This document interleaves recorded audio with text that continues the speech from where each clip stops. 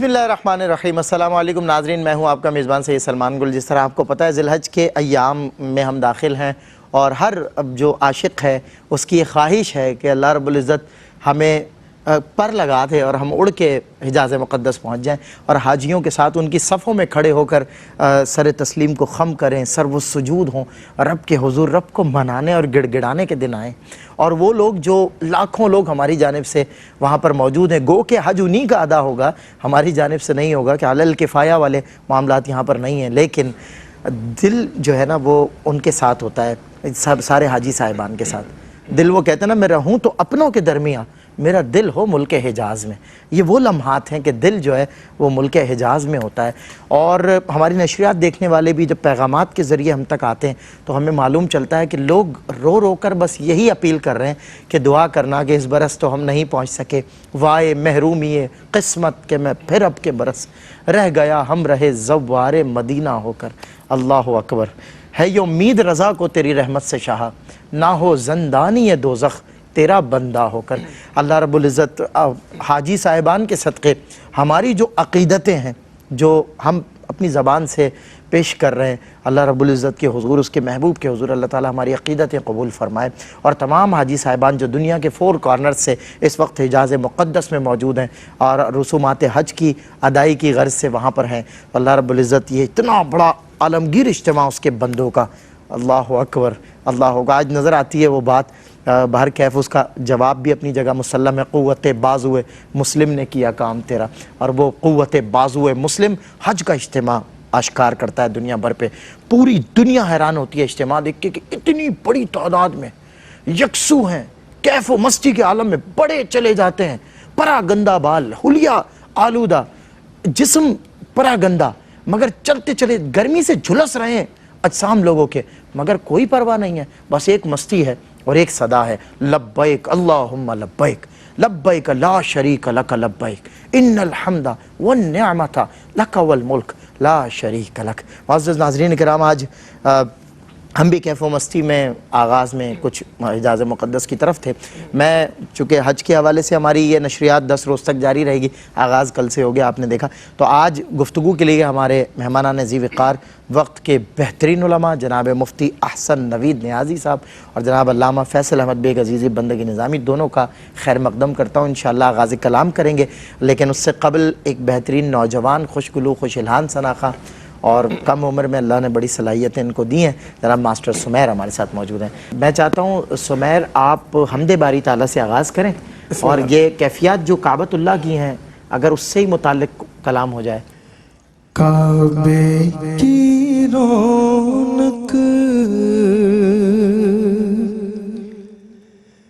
کعبے کا منظر، کعبے کی رونق، کعبے کا منظر، اللہ اکبر اللہ اکبر، دیکھوں تو دیکھے جاؤں برابر، اللہ اکبر اللہ اکبر۔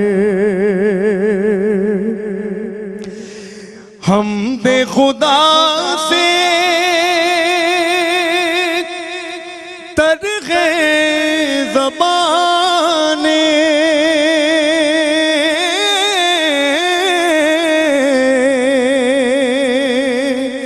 کانوں میں رس گولتی ہے اذان، بس ایک صدا آ رہی ہے برابر، اللہ اکبر اللہ اکبر اللہ اکبر اللہ اکبر۔ تیرے حرم کی کیا بات مولا، تیرے کرم کی کیا بات مولا،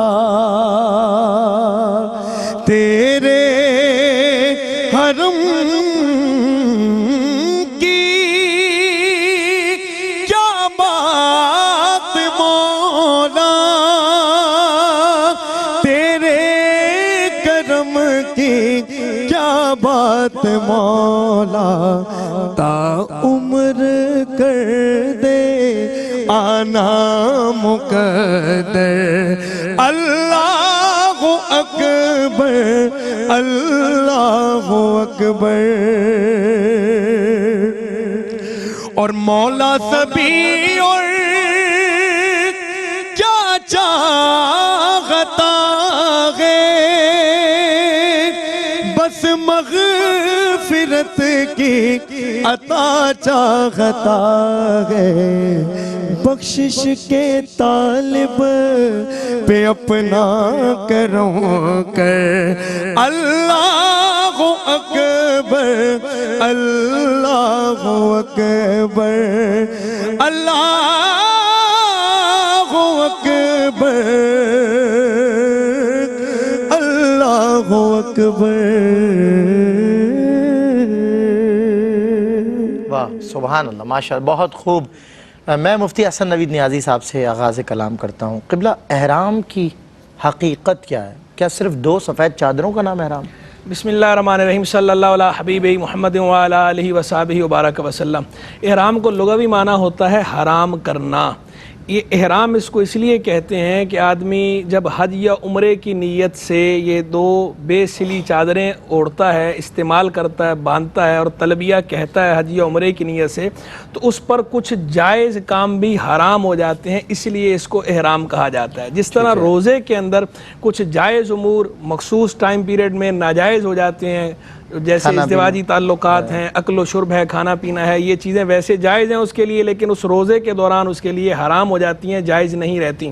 تو ایسی کچھ امور ہیں فقہی، ان کی جو بنیادیں ہیں وہ انشاءاللہ ہم آگے اس پہ کلام کریں گے، کہ جو اس کے اندر ممنوع ہو جاتی ہیں، اب جائز نہیں رہتی، ان کا کرنا درست نہیں رہتا، اس لیے اس کو احرام کہا جاتا ہے۔ صحیح۔ اچھا، یہ تو تھا احرام کے حوالے سے یہ فقہی کانسیپٹ کہ جناب فقہی تعریف کیا ہے، ڈیفینیشن کیا ہے، لغوی اور فقہی۔ لغوی میں نے عرض کر دی، فقہی بھی عرض کر دی کہ حج یا عمرے کی نیت سے دو بے سلی چادریں استعمال کرنا، تلبیہ کہہ دینا، یعنی اب آپ پر حج یا عمرہ لازم ہو گیا، اب آپ اس سٹیٹ کے اندر آ گئے، اب آپ محرم ہو گئے، یعنی آپ نے احرام لے لیا ہے، احرام والے ہو گئے ہیں۔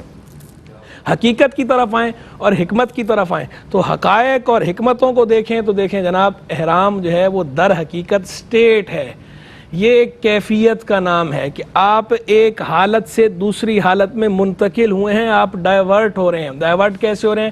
جب آپ نے مرنا ہے، اس عالم سے آپ نے اس عالم میں جانا ہے، اس عالم سے اس عالم ناسوت سے جب آپ کا سفر ہوگا، جب آپ یہاں سے شفٹ ہوں گے عالم برزخ کے لیے، تو جو لباس آپ کو پہنایا جانا ہے وہ یہی لباس ہے جو آپ ابھی حج یا عمرے کے لیے پہن رہے ہیں۔ تو یہ اصل میں ایک تو وہ سٹیٹ کہ موتو قبل ان تموتو، وہ جو صوفیہ نے فرمایا کہ مرنے سے پہلے مر جاؤ، یہ اس سٹیٹ پر جو ہے وہ ایک تو عمل درآمد ہے کہ جو اس عالم میں جانے کے لیے جیسی تیاری ہونی چاہیے، اور اس وقت بندہ جس طرح جاتا ہے اس دنیا سے شفٹ ہو کے دوسری دنیا میں، تو ایسے ہی یہاں پہ اب بندہ سب کچھ چھوڑ چھاڑ کے اپنے رب کے حضور جا رہا ہے دیوانہ وار۔ تو اب یہ اس سٹیٹ کے اندر آ رہا ہے، تو اس سٹیٹ میں اس کی کیسی کیفیت ہونی چاہیے، اس کی مینٹیلٹی کیسی ہونی چاہیے، قلبی واردات کیسی ہونی چاہیے۔ واردات یہ وہ واردات نہیں ہے، یہ وارداتن کی جمع ہے، واردات وارد ہونے والی کیفیات، واردات ہونے والے خیالات، وارد ہونے والے خیالات، خواطر، تجلیات۔ تو کیسی واردات قلبیہ کیسی ہونی چاہیے بندہ خود اندازہ لگا سکتا ہے۔ تو ایک تو اپنے آپ کو مارنا، اپنے آپ کو مٹانا، یعنی نفس کو مارنا، نفس کو مٹانا، یہ دوسری کیفیت کہ حکم الہی کے آگے سر تسلیم خم کر رہے ہیں، سرنڈر کر رہے ہیں، جائز بہت ساری جائز چیزیں اللہ کے حکم پر چھوڑ رہے ہیں، ویسے اللہ نے جائز کر رکھی تھیں لیکن ہم اب اللہ کے حکم کی بنا پر ان جائز چیزوں کو چھوڑ رہے ہیں، سر تسلیم خم کر رہے ہیں۔ تیسری بات یہ کہ وہ جو قرآن مجید فرقان حمید میں حکم دیا گیا وَاذْكُرِ اسْمَ رَبِّكَ وَتَبَتَّلْ إِلَيْهِ تَبْتِيلًا، اپنے رب کا نام یاد کرو اور سب سے کٹ کے اسی کے ہو رہو۔ جناب یہ کیفیت ہے احرام، جو سٹیٹ میں آپ آ رہے ہیں، یہ ایک سٹیٹ سے دوسری سٹیٹ میں جا رہے ہیں، سب کچھ چھوڑ چھاڑ کے، سارے علائق چھوڑ کے، اپنا خطہ چھوڑ کے جا رہے ہیں, اہل و عیال کو چھوڑ کے جا رہے ہیں, سارے دنیاوی تعلقات جو علائق تھے وہ آپ نے یہیں چھوڑ دیے. کس کے لیے؟ اپنے رب کے لیے. اور آپ اس لباس کے اندر آ گئے اور رب کے حضور حاضر ہو رہے ہیں دیوانہ وار اپنے رب کو منانے کے لیے. وہ جیسے ایک مجرم ہوتا ہے, اب مجرم جب حاکم کے حضور حاضر ہو رہا ہو, اپنے آقا کے حضور حاضر ہو رہا ہو, تو کس کیفیت میں حاضر ہوگا؟ تو یہاں ایک گناہگار بندہ, ایک مجرم جس نے اللہ تبارک و تعالیٰ کی معصیت کر رکھی ہے, اب اپنے رب کو منانے کے لیے جا رہا ہے, تو اس کے قلبی کیفیات کیسی ہونی چاہیے؟ یہ احرام جو ہے, اس احرام کی اصل وہ ہے, اصل وہ کیفیات ہے, صرف لباس نہیں. یہ چادریں اسی لیے پہنائی جا رہی ہیں علامت کے طور پر. بالکل, الظاہر عنوان الباطن, ظاہر باطن کا ترجمان ہوتا ہے. یہ ظاہر ترجمان ہی کر رہا ہے کہ بندہ تواضع اور انکسار کا پیکر بنے, اپنے رب کے حضور حاضر ہو رہا ہے. پچھلے وقتوں میں زمانے جاہلیت میں بھی لوگ طواف کے لیے جاتے تھے نا, تو وہ برہنہ ہو کے جاتے. ان کا کنسیپٹ یہ تھا کہ جس حالت میں ہم رب کی طرف سے آئے ہیں اسی حالت میں ان کی طرف جائیں, کیونکہ وہی کے نور سے منور نہیں تھے نا, اپنی اٹکل انہوں نے سے کام لیا. تو پھر اٹکل تو ایسی بندے کو بہکاتی ہے. ادھر جا کر سے آگے کہ یہ چراغ راہ, یہ نور چراغ راہ ہے, منزل نہیں ہے. یہاں وہی کی روشنی نے بتایا کہ بھئی اللہ کے حضور جب جانا ہے تو اللہ کے دربار کے آداب میں سے ہے کہ آپ نے لباس پہن کے جانا ہے, بے لباس نہیں جانا. لیکن لباس ایسا استعمال کرنا ہے کہ وہ لباس آپ کے تواضع اور انکسار کو ظاہر کرے. امیر ہو یا غریب ہو, حکمران ہو, جیسا مرضی بندہ ہو, وہ سارے کے سارے ایک لباس, وہی لباس جو اس دنیا سے جاتے وقت پہننا ہے, وہ بے لباس اللہ کے حضور تواضع اور انکسار سے حاضر ہو جائیں. یہ ہے احرام کی حقیقت. زبردست, ماشاءاللہ. اور ظاہر ہے وہ لباس پہنا ہوا ہوگا تو وہ لباس بھی جب وہ پہن لے گا تو اس سے وہ لباس کلام کرتے ہوئے یہ کہے گا کیا ہے تو نے متاع غرور کا سودا, فریب سود و زیاں, لا الہ الا اللہ. اور آج بندہ جو ہے وہ اپنی اوقات اور اپنی حیثیت سمجھتے ہوئے اپنے رب کی حمد پیش کر رہا ہے اور رب کے حضور کھڑا ہو کر پیش کر رہا ہے, اور اپنے جان سے بڑھ کے بھی عزیز شے جسے مال کو کہا گیا ہے وہ بھی اچھا خاصا صرف اور خرچ کر کے اس کے حضور آیا ہے, اور اس کیفیت میں آیا کہ اللہ بس میری تو کوئی حیثیت, آج تو ہی تو ہے. تو بریک کے بعد انشاءاللہ ہوتی ہے ملاقات. خوش آمدید ناظرین, آپ کا خیر مقدم ہے. اور ہم اس حج کے حوالے سے یہ ایک جو سیریز ہے پوری کی پوری حج کی معنویت, آج اس میں ہم نے ٹاپک رکھا ہے, اور بلکہ حج کی معنویت ہی ہمارے 10 روزہ آپ کے سامنے ایک آغاز ہے. ذی الحج کے ایام میں حجاز مقدس میں لوگ اللہ رب العزت کے حضور ہیں, اور جو دور ہے وہ بھی اگر دور رہ کے رب سے قریب ہو جائے تو ایسے لوگوں کے بہت سارے واقعات ملتے ہیں کہ جنہوں نے دور رہ کر بھی حج کر لیا, اور دیکھنے والوں نے انہیں کہیں منی میں دیکھا, کہیں عرفات میں دیکھا, اور آ کے گواہی دی پورے مجمع نے کہ ہم نے تو آپ کو وہاں دیکھا ہے, ہماری آپ سے وہاں ملاقات ہوئی ہے. تو اس کیفیت کو پا جانا وہ در حقیقت وہ حج ہے کہ مطلب کچھ لوگ وہ بھی ہیں جو قریب ہیں مگر وہ قریب رہ کر بھی حج نہیں ہوتا ان کا. کچھ لوگ وہ ہیں جو دور رہ کر بھی رب کے اتنا قریب ہوتے ہیں, اللہ اکبر, اتنا قریب ہوتے ہیں, اتنا قرب خداوندی انہیں نصیب ہو جاتا ہے کہ ان کا حج کے ایام میں کہیں بھی ہوں ان کا حج ہو جاتا ہے. لیکن اس سے مراد یہ نہیں ہے کہ ہر آدمی اس کا دم بھرتا پھرے اور دعوے کرتے پھریں جی ہمارا حج یہی ہوتا ہے. تو ان باتوں کی طرف بالکل کان نہ دھریے گا, وہ کیفیات دوسری ہیں اور یہ ڈھونگ دوسرے. میں بہرحال علامہ فیصل احمد بیگ عزیزی بندگی نظامی صاحب کی طرف بڑھتا ہوں. تلخ حقیقت ہے معاشرے کی, کہنا بھی ضروری. اچھا قبلہ, ہم بڑے ویل ڈریسڈ ہوتے ہیں جب کسی بڑے آدمی سے ملنے جاتے ہیں, یا کسی, اب ہم نے اپنے کپڑے بھی الگ رکھے ہیں کہ جی وہاں جانا ہے تو چلیں یہاں یہ پہن کے چلا جاتا ہوں, لیکن اب بڑا آدمی ہے تو ذرا ویل ڈریسڈ ہونا ہے, شوز بھی دیکھے گا, گھڑی پہ بھی نظر جائے گی, اور یہ سب چیزوں کا خیال کرتے ہیں. لیکن جب اللہ کے حضور بڑے سے بڑا آدمی, کیا حیثیت ہے اس کی اس بادشاہ کے آگے, اس سے بڑا کوئی بادشاہ نہیں. اب جب اپنے مالک کے حضور جا رہے ہیں تو وہ دو چادروں میں بالکل جس طرح بھی بات ہو رہی ہے احرام کی, کیا فرمائیں؟ عمومی حالات میں تو انسان اچھے سے اچھا لباس پہن کر اللہ کے حضور اپنی بندگی پیش کرے, لیکن حج یہ خصوصی ایک کیفیت ہے. صحیح. جس طریقے سے عمومی حالات میں انسان کھا کر پی کر اللہ کے حضور اپنی بندگی پیش کرے, نمازیں ادا کرے, لیکن روزے کی حالت میں کیونکہ وہ ایک خصوصی نظام تربیت ہے, اسی طریقے سے حج میں یہ جو بے سلی 2 چادروں میں, یہ اصل میں عشق کی اور عشق کی شدت کی کیفیت انسان پر طاری کرنے کے لیے کہ یہ بے سلی چادریں اس نے پہنی ہیں. اب وہ تمام معمولات حیات, ترک کر چکا، تمام معمولات اس نے ترک کر دیے، اب اس نے یہ احرام پہنا ہے، یہ احرام عشق بھی ہے، واہ، یہ احرام عشق کی شدت دلاتا ہے، یاد دلاتا ہے، اس نے احرام پہن لیا۔ اب عاشق کو کیا اس بات کا خیال ہوتا ہے کہ میں اپنے بال ترشواؤں؟ اللہ اکبر، کیا عاشق کو اس بات کا خیال ہوتا ہے کہ میرے ناخن بڑھ گئے میں ان کو تراش لوں؟ اللہ اکبر، عاشق کو کیا اس بات کا خیال ہوتا ہے کہ میں اچھا لباس پہنوں، خوبصورت؟ عاشق تو اپنے معشوق کی محبت میں ہر چیز سے بے نیاز ہو جاتا ہے، اللہ، اور وہ کیسا دیوانہ وار ایک عمل ہے کہ دو بے سلی چادروں میں بندہ کبھی سعی کر رہا ہے، کبھی رمی کر رہا ہے، کبھی طواف کر رہا ہے، کبھی ہجوم کے اندر جگہ بناتے بناتے کوشش کر رہا ہے میں حجر اسود کو ہاتھ لگ جائے میں چوم لوں، جو نہیں چوم پا رہا وہ دور سے استلام کر رہا ہے۔ یہ سارا نظام یہ عشق کا نظام ہے، اور یہ بے سلی چادروں میں یہ اس لیے بھی ہے کہ یہ عشق کے نظام میں تم نے قدم رکھا ہے، عاشقوں کی بستی میں قدم رکھا ہے، اور یہ تو وہ احساس جو صوفیاء کرام کے ہیں نا کہ مجنوں وہ ایک کتے کے پاؤں چومتا تھا، کسی نے کہا کہ آپ اس کتے کے پاؤں چومتے ہو، تو اس نے کہا کہ یہ میں نے دیکھا یہ لیلا کی گلی کے پاس سے گزرتا ہے، اس کی گلی سے گزرتا ہے، اس وجہ سے میرے محبوب کی گلی کے پاس سے گزرتا۔ تو یہ تو عاشق وہ ہیں جو طواف کوہ جانا کرتے ہیں، صحیح، اور یہ طواف کرنا بھی ایک بے اختیار عمل ہے عاشقانہ، اس لیے کہ محبوب کے گھر کے گرد پھیرے لگانا، واہ واہ، اس کے گرد گھر کے گرد گھومتے اور گھومنا، کیفیت کیا ہے؟ گریباں چاک، سینہ جی، چاک، اور زبان پر اے پروردگار میں حاضر ہوں، اے میرے رب میں حاضر مجھے ہوں، قبول کر، اے میرے اللہ میں حاضر سبحان ہوں، یہ ترانہ پڑھتا جائے دیوانہ وار، یہ بے سلی چادریں پہن کر عشق کی کیفیات اس کے وجود سے ظاہر ہوں، جو اس کو سال بھر یاد دلائیں بلکہ زندگی بھر یاد دلائیں کہ تم نے راہ عشق میں قدم رکھا ہے، جو تمہارا معبود کہے اس کے آگے سر تسلیم خم کرنا ہے، اپنی عقل کو پس پش ڈالنا ہے، اطاعت الہی کو پیش نظر رکھنا۔ کیا بات، بہت خوب۔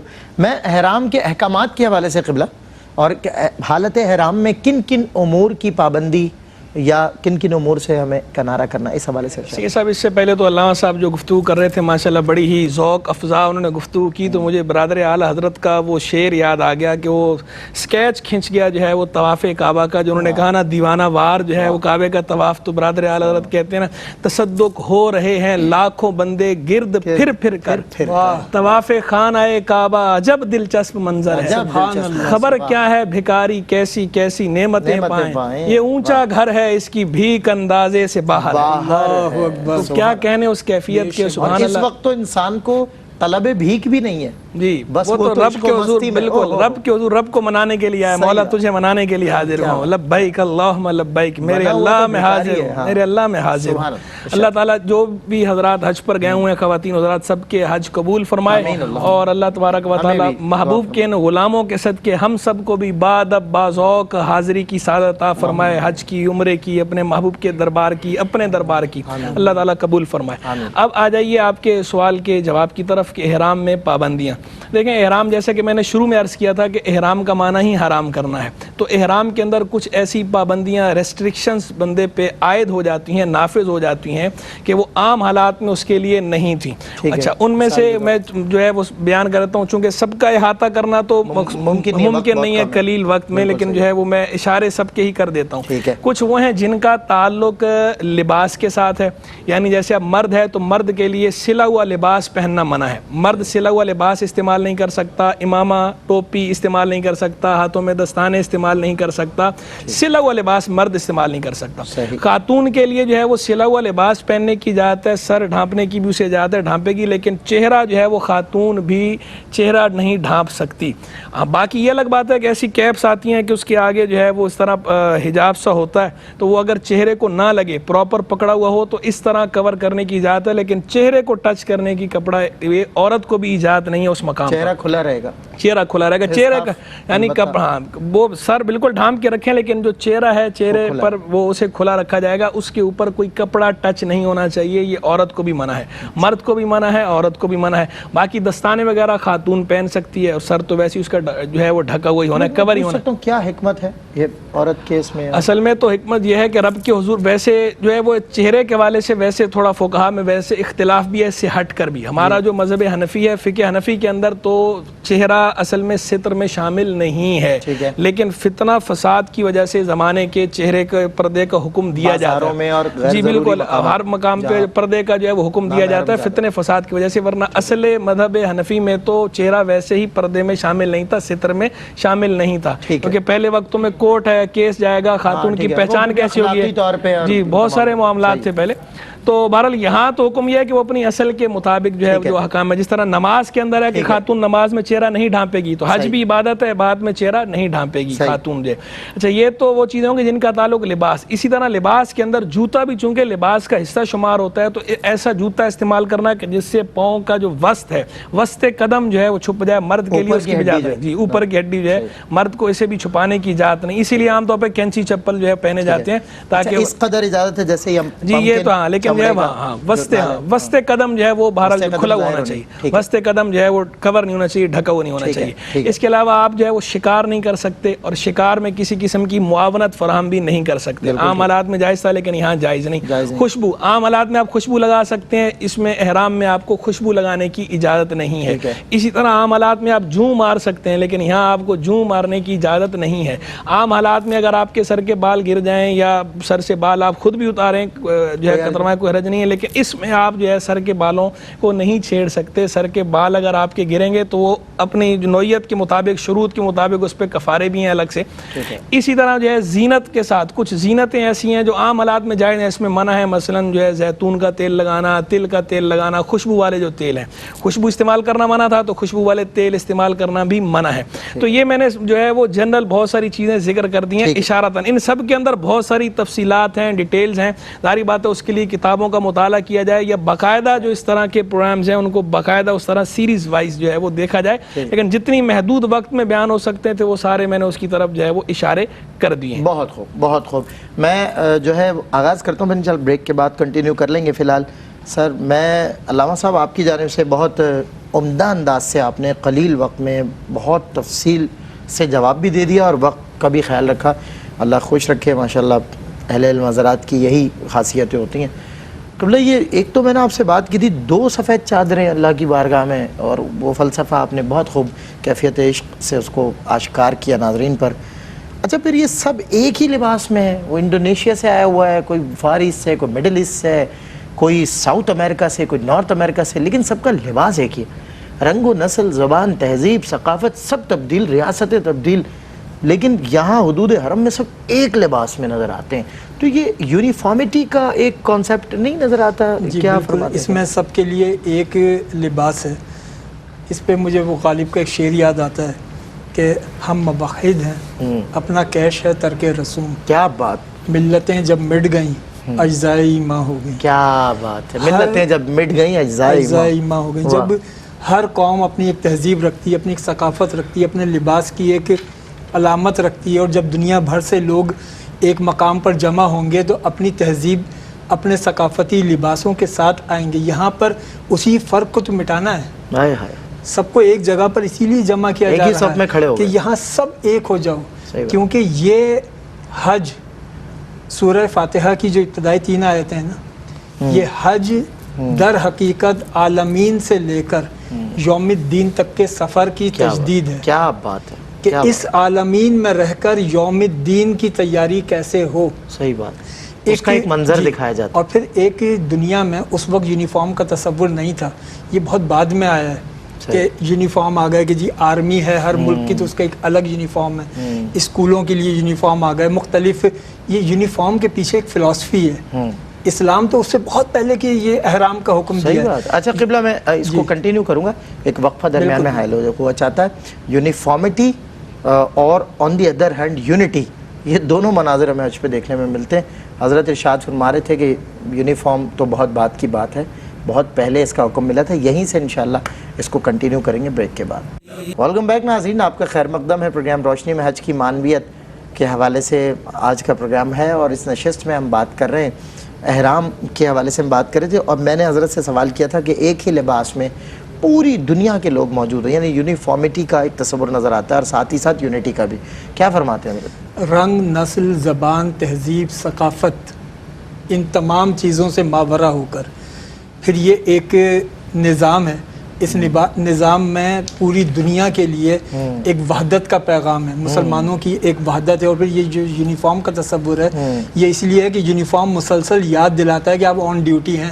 اللہ اکبر, اللہ. عام لباس میں انسان تھوڑا سا بے فکر ہو جاتا ہے کہ چلیں میں کیجول ہوں, پہ جب نظر پڑتی ہے تو اس کو یاد آتا ہے میں ڈیوٹی پر ہوں. تو یہ آپ کا یونیفارم ہے, آپ ڈیوٹی پر ہیں اور اپنی زندگی بھر کی ڈیوٹیز کو یاد کریں, ان کو ادا کرنے کا عزم کریں. اس لیے یہ ہے تاکہ اپنی ڈیوٹیز کو یاد رکھو, وحدت اپنے اندر. یعنی آج یہ پیغام ملتا ہے کہ اب مسلم نیور آف ہز ڈیوٹی, یقیناً مطلب اسے ہمیشہ اپنی ڈیوٹی جو ہے وہ. بالکل ٹھیک ہے, زبردست بات. میں مفتی حسن نبی نیازی صاحب آپ سے یہ میقات سے ہی جو ہے وہ لبیک اللہم لبیک کی صدائیں جو ہیں, ایک تو اس کی حکمت کیا ہو سکتی ہے, دوسرا کیا میقات سے ہی تعلق ہے حرام کا یا حدود حرم اس کے سوا بھی کہیں اور؟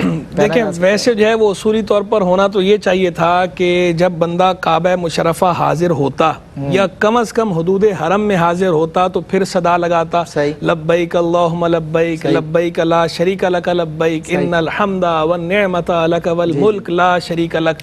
بندہ جسے تلبیہ کہا جاتا ہے, ہماری اصطلاح میں شریعت کی اصطلاح میں تلبیہ کہتے ہیں, نہیں لبیک کہنا. تو یہ تلبیہ بندہ اس وقت کہتا جب حاضر ہوتا رب کے حضور کے مولا میں حاضر ہوں, اے میرے رب میں حاضر ہوں. لیکن وہ ابھی حاضر نہیں ہوا, یہ حدود حرم سے باہر کچھ مقامات ہیں, کچھ باؤنڈریز ہیں جنہیں میقات قرار دے دیا گیا کہ یہ مقرر کردہ جگہیں ہیں. اگر آپ نے حج یا عمرے کے لیے آنا ہے تو ان جگہوں سے آگے آپ بغیر احرام کے کراس نہیں کر سکتے, بغیر احرام کے تجاوز نہیں کر سکتے. اگر بغیر احرام کے کراس کریں گے تو واپس جا کر یا تو احرام باندھیں یا پھر دم دیں, یا تو جانور قربان کریں, آپ کفارہ اس کا ادا کریں. یہ باؤنڈریز جو مقرر کی گئی ہیں, اور وہیں سے یہ حکم دیا جا رہا ہے کہ احرام جب آپ نے باندھ لیا تو تلبیہ تو احرام باندھنے کے بعد آپ نے کہنا ہی ہے. در حقیقت یہ رب کی بارگاہ کی عظمت کا احساس دلایا جا رہا ہے کہ اللہ کی بارگاہ کا پروٹوکول کیا ہے, کہ جب آپ جو ہے وہ دنیاوی افسروں کے پاس جاتے ہیں, بادشاہوں کے پاس جاتے ہیں, صدور کے پاس جاتے ہیں, وزراء کے پاس جاتے ہیں, تو وہاں کا ایک پروٹوکول ہوتا ہے, سپیز ہوتی ہیں جن کو آپ فالو کرتے ہیں. تو یہ تو ملک الملوک ہے, بادشاہوں کا بادشاہ ہے, شہنشاہ ہے, حقیقی بادشاہی اسی کی ہے, باقی سب اس کے محتاج ہیں. یہ بے نیاز ہے, غنی ہے, کسی کا محتاج نہیں, مالک ہے, سب کا خالق ہے. تو اس کی بارگاہ کا پروٹوکول کیا ہے؟ اس کی بارگاہ کا پروٹوکول یہ ہے کہ اس کے حضور حاضر ہونا تو ابھی دور کی بات ہے, دور ہے. وہیں سے وہ جگہ بتا دی کہ وہیں سے جو ہے تو پروٹوکول رب کی بارگاہ کا شروع ہے. وہیں سے صدا لگاؤ لبیک اللہم لبیک, میرے اللہ میں حاضر ہوں, میرے اللہ میں حاضر ہوں. وہیں سے صدائیں لگاتے ہو یہاں. رب کی بارگاہ کی عظمت جو ہے یہ اس کو شعور دلایا جا رہا ہے, اجاگر کیا جا رہا ہے. باقی رہ گئی یہ بات کہ احرام جو ہے اسے میقات سے پہلے جو ہے باندھ سکتے ہیں یا نہیں باندھ سکتے, بالکل پہلے باندھ سکتے ہیں. اور آج کل تو جیسے لوگ جاتے ہیں تو ہم انہیں یہی کہتے ہیں کہ آپ, چونکہ جو ہمارا برصغیر پاک و ہند کا یلملم ایک علاقہ ہے, یلملم وہ ہمارا میقات وہ ہے, لیکن وہ جہاز میں پتہ نہیں چلتا کہاں ہے. تو اس لیے ہم کہتے ہیں کہ گھر سے باندھ کے چلے جائیں احرام, لیکن نیت جو ہے وہ آپ جہاز میں بیٹھ کے کریں, کیونکہ بعض اوقات فلائٹ لیٹ ہوتی ہے. تو اگر آپ گھر سے نیت کر لیں گے تو اب احرام کی پابندیاں شروع ہو گئیں, پتہ نہیں کتنی دیر آپ نبھا پائیں نہ نبھا پائیں. تو گھر سے احرام باندھ کے چلے جائیں, لیکن اس کی جو نیت ہے وہ آپ جہاز میں بیٹھنے کے بعد پرسکون ہو کر اس کے بعد آپ نیت کر لیں اور تلبیہ کہہ لیں, لبیک اللہم لبیک کی صدا لگا لیں. احرام کی آخری بات, ساری باتیں میں نے کور کر دی تھی, صرف ایک بات رہ گئی تھی ناخن والی, کہ ناخن کاٹنے کی بھی اجازت نہیں ہے. نہ اپنے ناخن کاٹ سکتے ہیں, نہ دوسرے کے ناخن کاٹ سکتے ہیں, اور سر مونڈنا جو نہ اپنا مونڈ سکتے ہیں نہ دوسرے کا. لیکن اختتام پر جب آپ کا حلق کا ٹائم آ جائے اس وقت آپ اپنے سر کا بھی حلق کر سکتے ہیں, دوسرے کے سر کا بھی حلق کر سکتے ہیں. بعد آپ کا حج اس کے بعد اب آپ جو ہے وہ اب آگے کے معاملات شروع ہیں, پابندیوں سے آزاد ہیں. اب آگے دیکھیں وہ بستی جس کا رستہ دل کے اندر, حسن حج کر لیا کعبے سے آنکھوں نے ضیا پائی, چلو دیکھیں وہ بستی جس کا رستہ دل کے اندر ہے. اعلیٰ حضرت کا وہ شعر کہ جب حج مکمل ہو گیا نا, حاجیو آؤ اب طیبہ میں مر کے ٹھنڈے چلے آؤ, آنکھیں بند. اب چونکہ اب تم اب نومولود بچے ہو تم، طیبہ اب میں مر تم کے شیر خان ہو، ٹھنڈے اب تم چلے ابھی جاؤ پیدا ہوئے ہو، آنکھیں بند، طیبہ میں مر کے ٹھنڈے چلے چلے جاؤ آنکھیں سیدھی بند، سڑک یہ شہر شفاعت نگر یہ قبلہ بہت خوب ماشاءاللہ، اللہ سلامت رکھے۔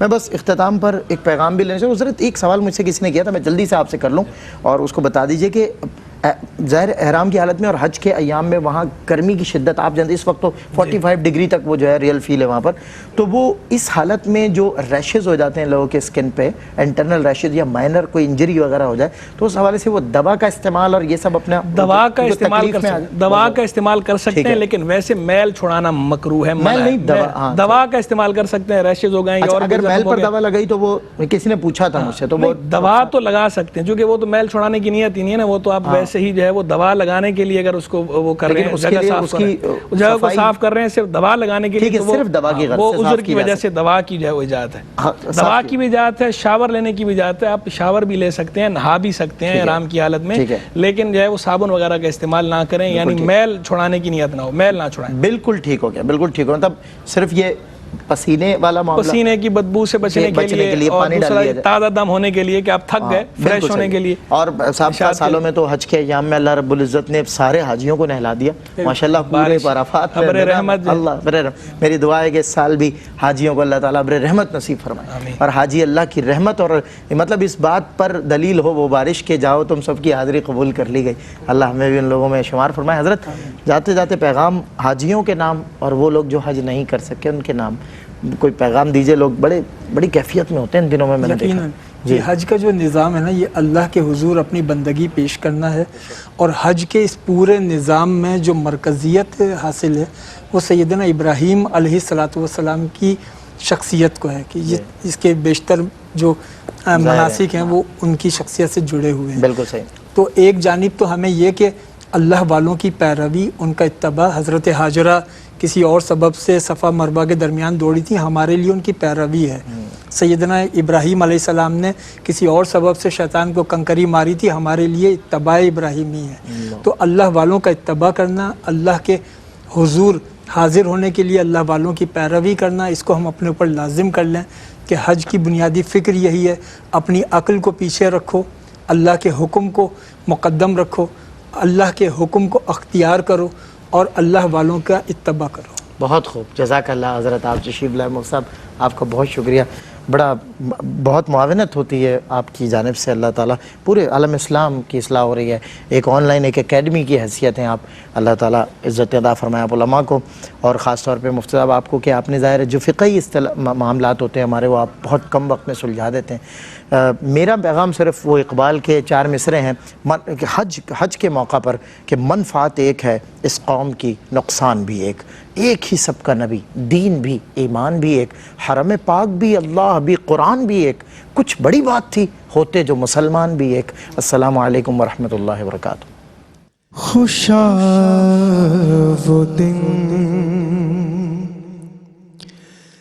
حرم پاک کی فضا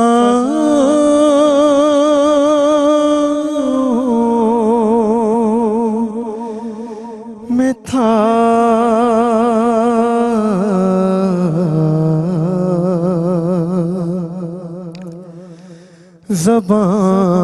زبان خاموش تھی، دل میں ہے التجا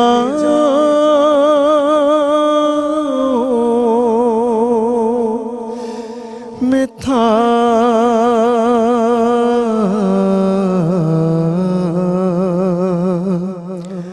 خوشا وہ دن حرم پاک، غلاف خانہ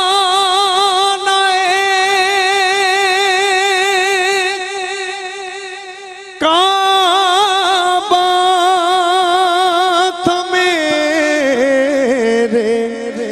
ہاتھوں میں،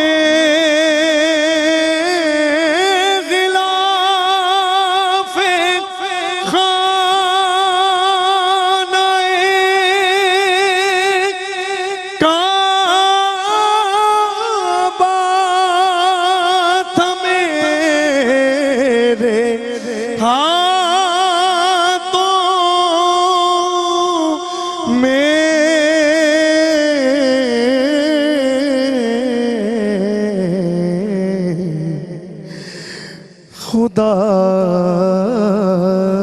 سے عرض و گزارش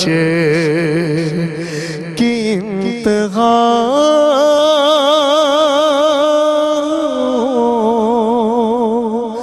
میں تھا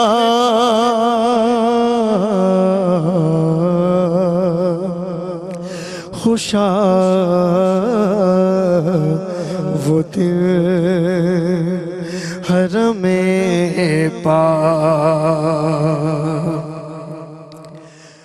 اور مجھے یقین ہے میں پھر بلایا جاؤں گا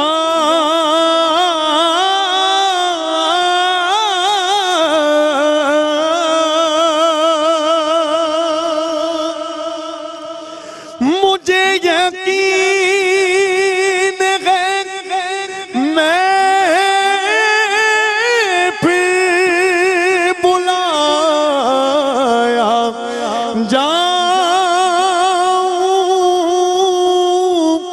گا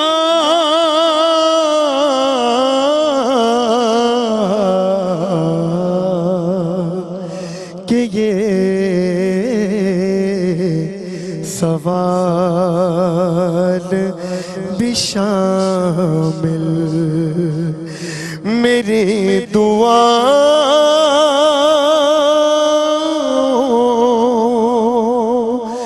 میں تھا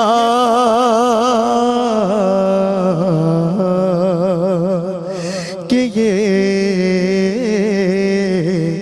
سوال بھی شامل میری دعا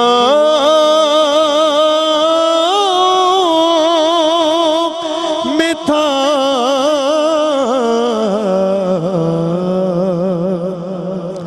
زبان خاموش تھی، دل میں التجا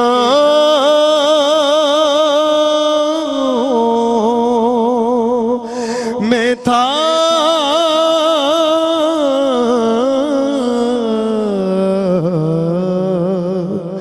خوشا وہ دل حرم پاک۔